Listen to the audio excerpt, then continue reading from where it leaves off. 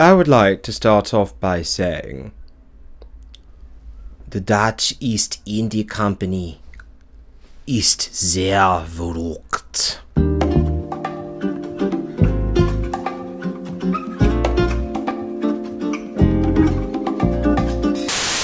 The VOC, historically memed to death as the biggest company in history, was a pre-industrial revolution, international conglomerate that went around the world stealing spices, murdering, pillaging, drinking grape soda, human trafficking, and causing the extinction of the dodo. Like many Europeans of the time and since, they were not very nice to the natives they found and shot things up. This, my friends, will be a reoccurring theme when Europeans go around exploring different parts of the world. It was nominally set up as a company to trade with Asia and get access to the vast riches there. They would cut a bloody swath, leave death and oppression in their wake, and change the world forever. Firstly, we need to take a big step back.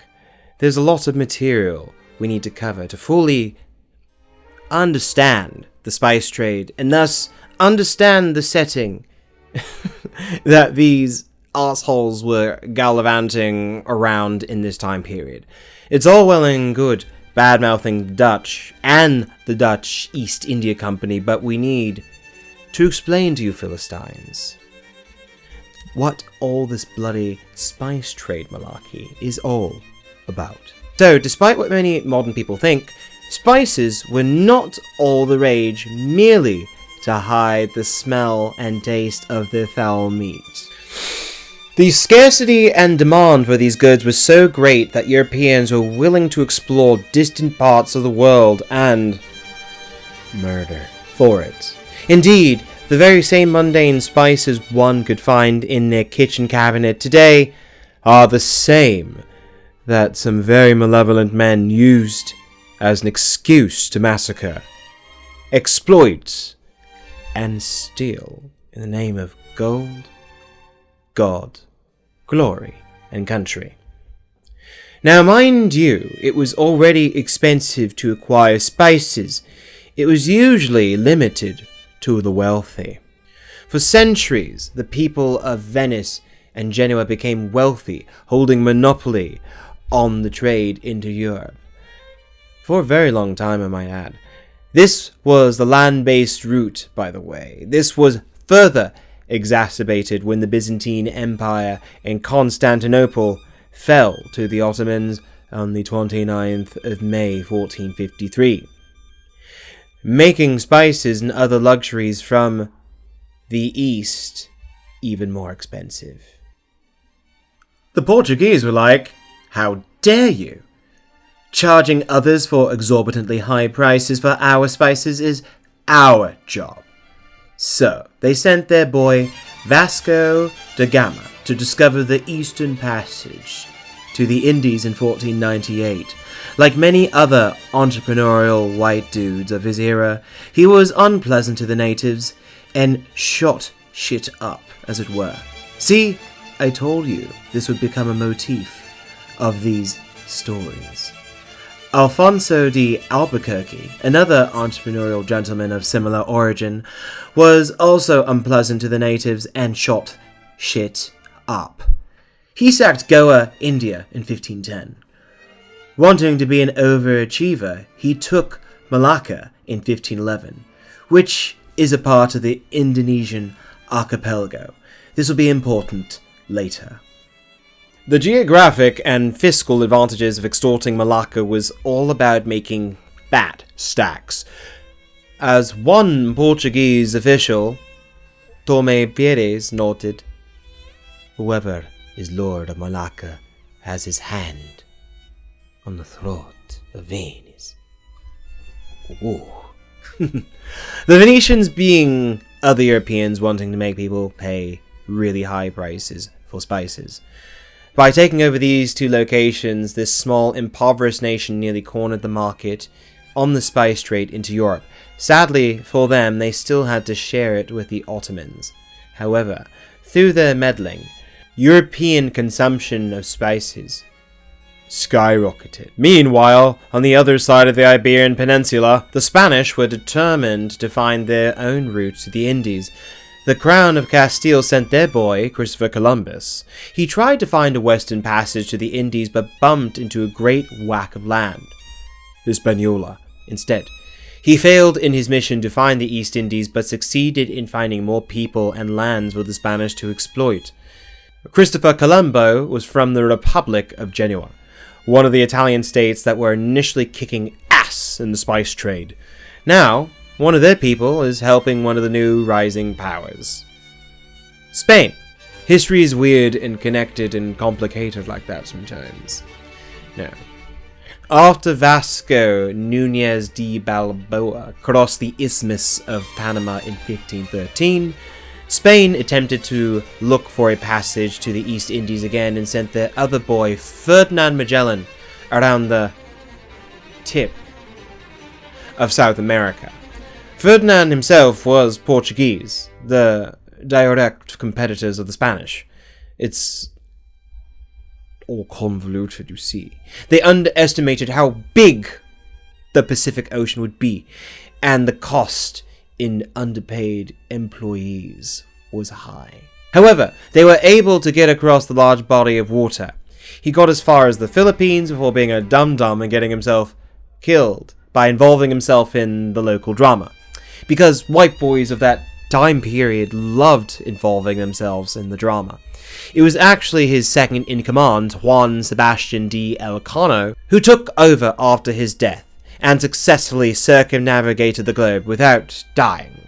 But hey-ho, they did indeed find some of the Spice Islands and were able to get some spices, so the mission wasn't a complete failure, at least from a monetary point of view. Only 18 out of 270 men returned alive, minus the man that led the expedition, Ferdinand Magellan.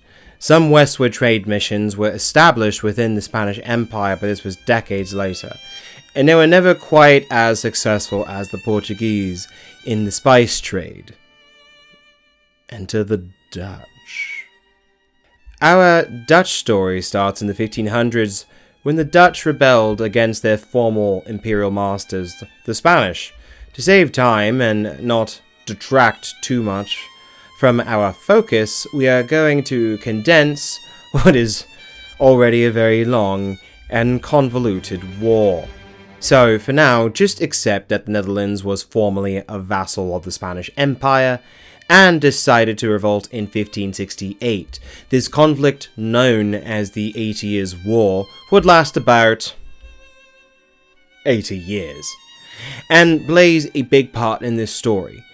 Portugal joined Spain in the Iberian Union in 1580, and because of this, the Portuguese no longer traded spices with our friends the Dutch. How are the Dutch going to get their fix? By the beginning of the 17th century, several Dutch merchant ships had made voyages to the Spice Islands themselves. This put them into direct competition with the Portuguese and the English. Due to the high risk involved for individual investors backing these voyages, the Dutch government supported the creation of a new umbrella company.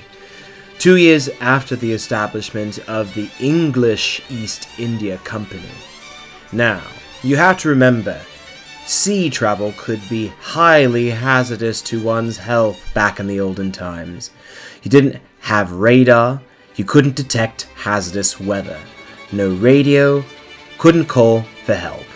Shipwrecks and getting lost in a storm was scarily common. Scurvy, however, was even worse. Scurvy killed more than 2 million sailors between the time of Columbus's transatlantic voyage and the rise of the steam engines in the mid-19th century. The problem was so common that ship owners and governments assumed a 50% death rate from scurvy for their sailors on any major voyage. According to some historians, Stephen Brown, scurvy was responsible for more deaths at sea than storms, shipwrecks, combat, and all other diseases combined. This is not to exclude all the other lovely oddities of life at sea that made it a not so great career choice. So, it cost a lot of money to put a bunch of filthy men on a ship, but it was also risky. What's an investor, a capitalistic investor, to do? Well, the Dutch haven't quite figured that one out yet. In 1594, Reiner Pauw, I'm sorry for mispronunciations, Dutch folks, Jean Corel and Dirk van Oz, along with a small group of merchants hailing from Antwerp and Amsterdam, established a syndicate of their own. They called their company the Compagnie van Veere, the Company of Far Lands. The next year, the CFL sent 249 sailors, spread over 4 ships, to India on a quest for spices and other blue-chip items. The expedition took the ships to Banten, a province in the Java island of Indonesia. They dicked around for a while and surprisingly did not work on their tan. 3 years of rough seas, disease, and violence later, only 89 Dutch crewmen returned and made their way back to Dutchland. On top of their obvious lack of planning and shoddy organizational skills, the ships were returned with only a single cargo of pepper and little to no other spices or valuable goods. Nevertheless, even with a seemingly unimpressive haul, merchants were still able to make a tidy profit. That's how much pepper was worth back in the day. You can lose approximately 64% of your dudes, give or take, on a voyage, limp back into port 3 years later, and the whole endeavor somehow was still considered an overall profit. Pepper and nutmeg was definitely worth more than human lives, at least monetarily, at some point in history. Chew on that. After this, all bets were off in regards to exploiting the East and antagonizing the Portuguese. There was a hell of a lot of money to be made. They realized they can make even more money if they work together as a team. They decided to concentrate their trade endeavors on fucking up other nations and by operating as a band of government-sponsored spice pirate thugs. That is the best way I can describe the early adventurers of the VOC. They were a bunch of feckless, thuggish spice pirates. They'd show up in a boat, punch you in the nose, and take your spices.